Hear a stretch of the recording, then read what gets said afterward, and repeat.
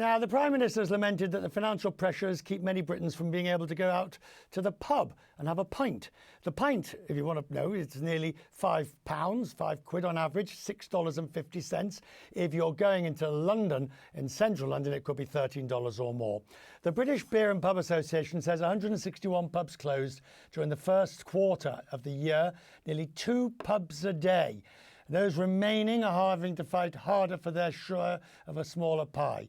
Britain's nightlife sector has taken a hit of all ages who can't afford to go out.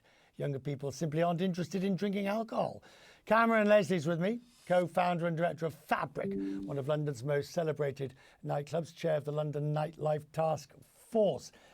You know, it's getting worse. I spend a lot of time, obviously, in London, and all my friends in the industry say that whether it be rates, whether it be cost of staff, whether it be permits or whatever it is, the cost of running a nightlife institution in London is putting people out of business. What can people do?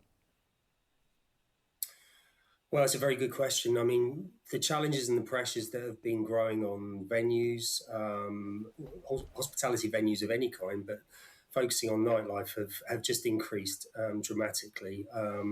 It's not all doom and gloom, but there are some really big challenges that all of the operators are facing. And the task force that I've been chairing for last year, the work we've been doing, the research we've been doing, has really sort of been getting under the skin of it, and well, it's been quite revealing. And certainly, as an operator myself, reaching out and seeing how other operators are doing has been quite eye-opening. Right, what needs to happen? What change needs to take place?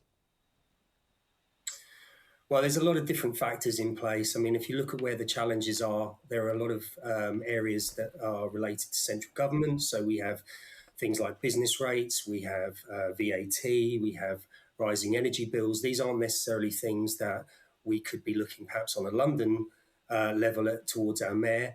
However, there are now things that are happening, certainly within London, that I think can give us room for optimism. There's a lot of changes within licensing, and if that can come into play with things like the planning system as well, and we've got 32 boroughs that if they all come into play in the same way that we believe they can, and our report shows, then we can start making a sort of some headway into some of these quite difficult and complex challenges in their own right.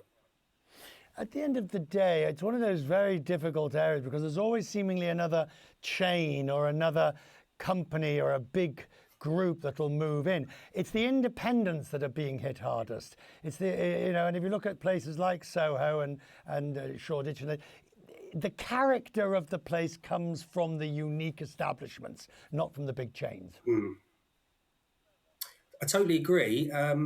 And I wouldn't say that's necessarily 100% true in terms of the chains. I think that the venues that are probably proving themselves the best, and certainly within sort of the later nightlife, are the independents. It's quite a fragmented business, and you will find that those that are most mobile, that have embraced things like hybrid spaces, that are able to sweat the day part and do things at night and do things fast and mobile and have integrity and credibility and can reach an audience in a way that's actually real, then you're finding that that's where people are choosing to go. Well, we shall have to come and visit you at Fabric. Quest means business from Fabric. I think that's something that's on the cards in the future. We'll do a summer Friday. It's 9 o'clock. You won't notice us. You can put us in the corner and we'll keep quiet. That's our future. See you there, Richard. Thank you very much. Now,